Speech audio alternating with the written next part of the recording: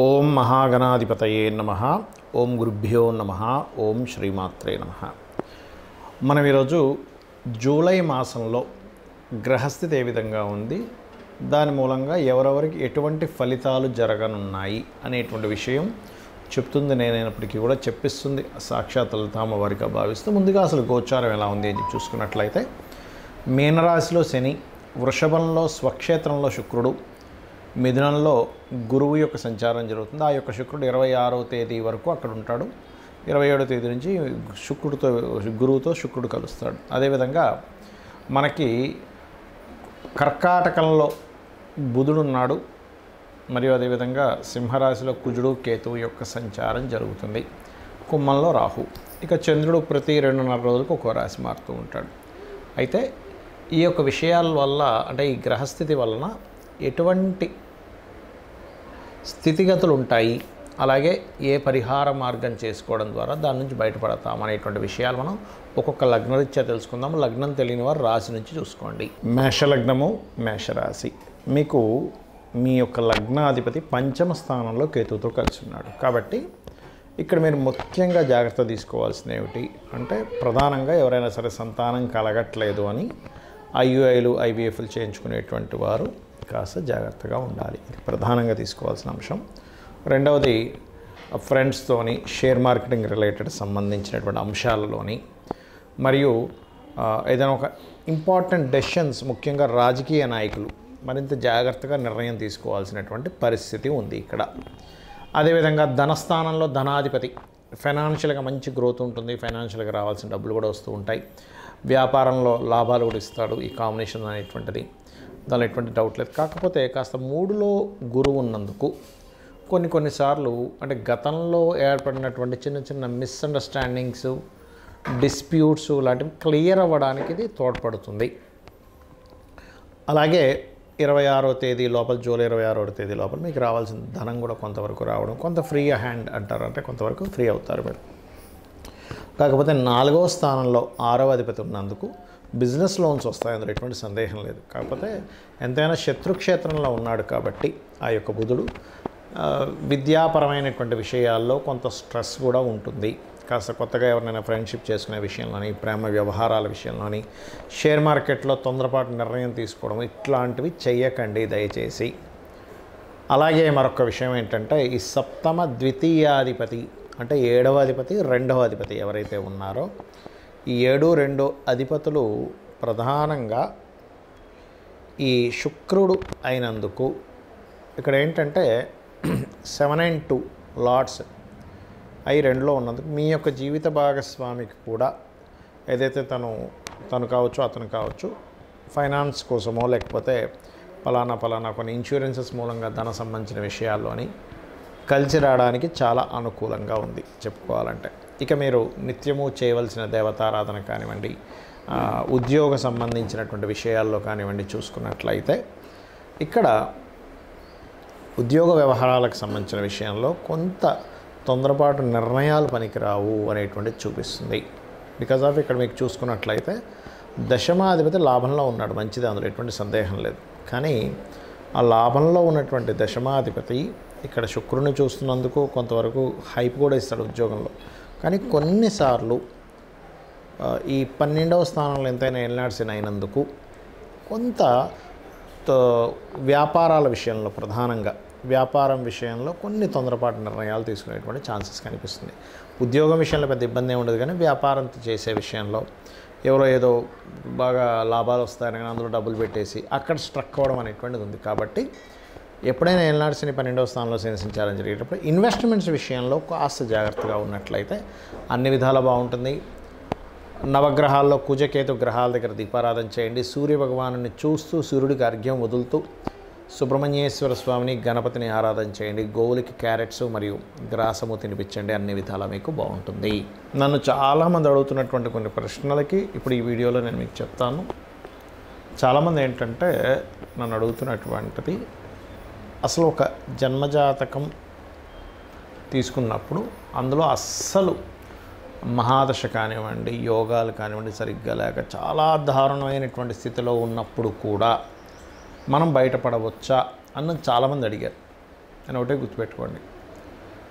మొట్టమొదటిగా మనం అర్థం చేసుకోవాల్సింది ఏంటంటే, గ్రహాలు మిమ్మల్ని దారుణమైన స్థితిలోకి తీసుకెళ్ళట్లే. మీ యొక్క పూర్వజన్మ కర్మే మిమ్మల్ని ఈ దారుణమైన స్థితిలోకి తీసుకొచ్చింది. అది బ్యాడ్ కర్మ అయితేనేమో ఒక రకంగా ఫైనాన్షియల్గా, హెల్త్ పరంగా, అపకీర్తి పరంగా అన్ని విధాల ఇబ్బంది పడతాం. గుడ్ కర్మ ఉంటే అదే పరంగా మనిషి ఒక స్టేజ్కి వెళ్తాడు. అయితే మనం ఇక్కడ అర్థం చేసుకోవాల్సింది ఏంటంటే, కర్మ మనల్ని ఆ స్టేజ్కి తీసుకెళ్తుంది. కానీ ఆ కర్మ ప్రదాత అయినటువంటి ఆ యొక్క అమ్మవారు కానివ్వండి, స్వామివారు కానివ్వండి, పరమేశ్వరుడు అనుకోండి, మీరు పూజించేటువంటి ఏ దేవతా స్వరూపమైనా కానీ, అది విష్ణువు, శివుడు, రుద్రుడు ఎవరైనా కానీ, వాళ్ళ చేతిలో, వాళ్ళ యొక్క కనుసైకల్లో ఈ విశ్వం మొత్తం తిరుగుతూ ఉంటుంది, గుర్తుపెట్టుకోండి. అయితే మీరు ఎటువంటి గ్రహస్థితిలో జన్మించినా ఒకటి నిత్యము గనక దేవతారాధన చేయడము, జస్ట్ మీకు ఏ మహాదశ ఏ అంతర్దశ నడుస్తుందో దానికి సంబంధించిన దానం కనుక ఇవ్వగలిగితే ఇంకేం పెట్టుకోకండి, నేను భగవంతుడిని పట్టుకున్నాను, నాకు ఖచ్చితంగా మంచి జరుగుతుంది అనేటువంటి భావనలో ఉంటే 100% సెట్ అవుతుంది. ఇక రెండవ ప్రశ్న ఏంటంటే, కొంతమంది ఈ మధ్య నన్ను అడిగారు, ఏమండి ఇప్పుడు ఇవాళ రేపు ఎక్కువ సిజరన్స్ అవుతున్నాయి కదా, సిజరన్లో పుట్టినటువంటి వ్యక్తికి కూడా గ్రహాల యొక్క ప్రభావం పడుతుందా అని. ఒకటే గుర్తుపెట్టుకోండి, మనకి పూర్వజన్మ కర్మ వల్ల గ్రహ ప్రభావం అనేది మన మీద ఉంటుంది. ఇప్పుడు సిజరన్లో పుట్టినంత మాత్రం ఆ వ్యక్తి జ్వరం లేకుండా లేదు, ఆ వ్యక్తికి అంటే సి సెక్షన్ చేసి బయటికి తీస్తారు న్యాచురల్గా కాకుండా. అదేవిధంగా ఆ వ్యక్తికి ఏ ఇబ్బందులు రాకుండా ఉండట్లేదు, ఎందుకంటే మంచి కర్మ లేదా మనం ఒక బ్యాడ్ కర్మ చేసామా, మంచి కర్మలు చేసుకున్నామా అనేది పూర్వజన్మ దీన్ని బట్టి ఉంటుంది. అయితే ఇక్కడ మరొక క్వశ్చన్ దీనికి అనుసంధానంగా ఏమడుగుతున్నారంటే, ఇప్పుడు మనం పెట్టినటువంటి ఒక ముహూర్తంలో పెట్టుకుంటాం అంటే చాలామంది అడుగుతుంటారు, ఏమండి ఇలాగా న్యాచురల్ డెలివరీ అవ్వదు, సో మీరు ఎవరినైనా పురోహితుల్ని లేకపోతే ఆస్ట్రాలజర్ని కనుక్కొని పలానా 1 వీక్లో మీరు ఒక మంచి రోజు చూసుకొని చేసుకోండి, పలానా టైం అని చెప్తూ ఉన్నప్పుడు ఆస్ట్రాలజర్ని సర్వసాధారణంగా తల్లిదండ్రులు వాళ్ళు పడ్డ కష్టాలు కాకుండా వాళ్ళ పిల్లలైనా బాగుండాలనేటువంటి ఒక మంచి ఆలోచనతో వస్తారు. తద్వారా పలానా రోజు చేసుకోండి బాగుందని చెప్పడం జరుగుతుంది. అయితే ఇక్కడ ఏంటంటే క్వశ్చన్ ఏంటంటే, చాలామంది మరి అలాగ మనం ముహూర్తం పెట్టినప్పుడు ఆ వ్యక్తికి అన్ని కర్మలు పోతాయా ఒక మంచి ముహూర్తంలో పుట్టినప్పుడు అంటే, ఒకటే చెప్తాను నేను మీకు, మనం పెట్టడం కాదు అసలు అక్కడ ముహూర్తం. ఆ జీవుడు అక్కడ పుట్టాలని రాసి పెట్టుంటే ఈ యొక్క ఆస్ట్రాలజర్కి కావచ్చు లేదా పంతులు గారికి ఎవరికైనా మన టెంపుల్స్లో ఉండే పురోహితులు ఎవరైనా పలానా రోజు చేసుకోండి అని చెప్పినప్పుడు వాళ్ళ ఆ జాతకుడు మంచి పుణ్యకర్మలు చేసుకుని ఉంటే ఖచ్చితంగా ఆ టైంకి పుట్టేస్తాడు వీళ్ళు పెట్టిన ముహూర్తానికి. లేదనుకోండి, నేను చాలా కేసెస్ చూసింది ఏంటంటే, మంచి ముహూర్తం పెట్టినా కూడా జీవుడికి ఆ టైంలో పుట్టే యోగం లేదు. అంటే ఆ జీవుడు పలానా కర్మలు అనుభవించడానికి ఒక పర్పస్ కోసం పుడతారు. ప్రతి ఒక్కరు కూడా ఖచ్చితమైన ఒక పర్పస్ ఉంటుంది. ప్రతి జీవి ఒక పర్పస్ కోసం పుడుతుంది. ఆ పర్పస్ కోసం పుట్టేటప్పుడు ఏ సమయంలో పుట్టాలో ముందే డిసైడ్ అయి ఉంటుంది.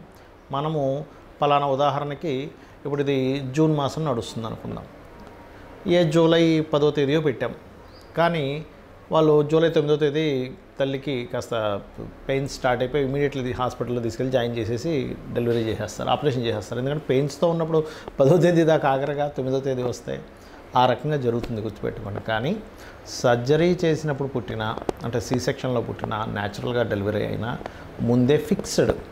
కాకపోతే ఏంటంటే కొంచెం వీళ్ళు చేసుకున్న పుణ్యం ఉంటుంది, తల్లిదండ్రులు చేసుకున్న పుణ్యకర్మలు ఏవైనా ఉంటాయి, అవి కొంతవరకు వీళ్ళని సరైన సమయంలో పుట్టేలాగా కూడా తోడ్పడుతుంది. అయితే ఇక్కడ చాలామంది ఏంటంటే భయపడుతున్న అంశాలు ఏలినాడు శని, కాలసర్ప యోగం, ఇది చాలా పెద్ద ఎఫెక్ట్ ఇస్తుంది అనేటువంటిది ఒక మిత్తులో ఉంటున్నారు.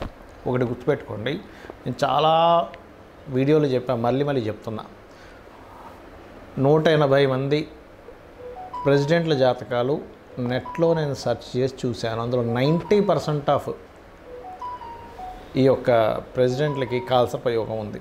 అంటే ఒక్కసారి మనం ఆలోచించినట్లయితే, మరి వాళ్ళు ప్రెసిడెంట్లు అయ్యారే కాలసర్ప యోగం ఉన్నప్పుడు మనం ఎందుకు మన జీవితం ఏదో పాడైపోతుందని ఆలోచిస్తున్నాము అనే ఒక్క చిన్న లాజిక్ పాయింట్ మీరు అర్థం చేసుకుంటే సెట్ అవుతుంది. అంటే ఎందుకు అంటే వాళ్ళ పర్సనల్ చార్ట్స్లో ఓ దేశానికి నాయకుడు అయ్యే యోగం ఉంది. కొంతమందికి కాలసర్ప యోగం ఉన్నప్పుడు మంచి డాక్టర్స్ అయ్యారు, మంచి లాయర్లు అయ్యారు, ఐఏఎస్లు ఐపీఎస్లు కూడా ఉన్నారండి ఇంకా చెప్పాలంటే. అంటే ఏమిటి, అంటే వాళ్ళ కాలసర్ప యోగం కేవలం మనకి శాస్త్రంలో చెప్పింది ఏమిటి అంటే, మీకు చాలా స్పష్టంగా నేను చెప్పబోయేది ఒకటే, కేవలం ఇది దేశకాల పరిస్థితులకు మాత్రమే కాలసర్ప యోగాన్ని చూడాలి, జన్మజాతకానికి అసలు అప్లై చేయకూడదు. గుర్తుపెట్టుకోండి. ఏమండి లేదండి నాకు దానివల్ల అవుతుంది, అదంతా మిమిత్తం చెప్తాను నేను. ఖచ్చితంగా మీ యొక్క నెగటివ్ థింకింగ్ వల్ల అలా అనిపిస్తుంది, దీనివల్లే అవుతుందేమో అని. కానీ వేరే వేరే కారణాలు ఉంటాయి. సంపాదించలేకపోతున్నాము, సెకండ్ లార్డ్ ఎక్కడో ఇబ్బంది పడి ఉంటాడు, ఉద్యోగం రావట్లేదండి కాలసర్ప యోగం వల్ల. మీ 10th లార్డ్ చూడండి ఫస్ట్, మీ 10వ అధిపతి ఏమిటి, ఎలా ఉంటుందంటే అన్నిటికీ కూడా తలనొప్పి వచ్చిన కాళ్ళకి ఆయిల్ రాసుకున్నట్టుగా ఉంటుంది పరిస్థితి. కాబట్టి అలా కాదు. 10వ అధిపతి ఏమిటి, వివాహం అవ్వట్లేదు కాలసర్ప యోగం అనుకుంటారు, కాదు. మీ 7వ అధిపతి ఎలా ఉన్నాడు, వివాహ జీవితంలో గొడవలు అయిపోతున్నాయి, విడాకులు అయిపోతున్నాయి. 12వ అధిపతి ఎలా ఉన్నాడో చూడండి. ఆరోగ్యం బాగాలేదు, 4, 5, 6 అధిపతులు ఎలా ఉన్నారో చూడాలి. ఇలా ఒక్కొక్క దానికి పర్టికులర్గా శాస్త్రంలో కొన్ని ఫార్ములాస్, కొన్ని భావాలు చెప్పబడింది. అలాగే ఏలినాడు శని విషయంలో కూడా మీరు గుర్తుపెట్టుకోండి, ఎప్పుడు కూడా శని అనగానే వెంటనే మనం నెగిటివ్గా వెళ్ళిపోయి నాకేం కలిసి రాదు, నేను ఏం చేసినా కలిసి రాదు, అది కాదు. కర్మకారకుడు, కర్మప్రదాత, ఆయనకు ఒక పోర్ట్ఫోలియో ఇవ్వడం జరిగింది. మీ మంచి చెడు కూడా ఆయన ఇస్తాడు. కాబట్టి ఏమిటి, ఏలినాడు శనులు అర్ధాష్టమశనులు అష్టమశనులు నడిచేటప్పుడు ఎక్కువ నిద్రపోవడం చేయకూడదు, యాక్టివ్గా ఉండాలి, ఎక్సర్సైజ్ చేస్తుండాలి, ఎప్పుడు ఏదో పనిలో ఉంటుండాలి, శ్రమిస్తుండాలి. శ్రమకారకుడు కాబట్టి మనకి ఇబ్బంది కలగకుండా ఉంటుంది. దాంతోపాటు మీకు దగ్గరలో ఏదైనా ఆలయం ఉన్నట్లయితే ప్రత్యేకంగా స్కందుడి ఆలయము లేదా గణపతి ఆలయము లేదా అమ్మవారి ఆలయం, ముఖ్యంగా హనుమాన్ ఆలయం కనుక మీరు రెగ్యులర్గా వెళ్తున్నట్లయితే ఏలినాడు శని ప్రభావం కంప్లీట్గా పాజిటివ్గా పనిచేస్తుంది మీకు. శ్రీమాత్రే నమః.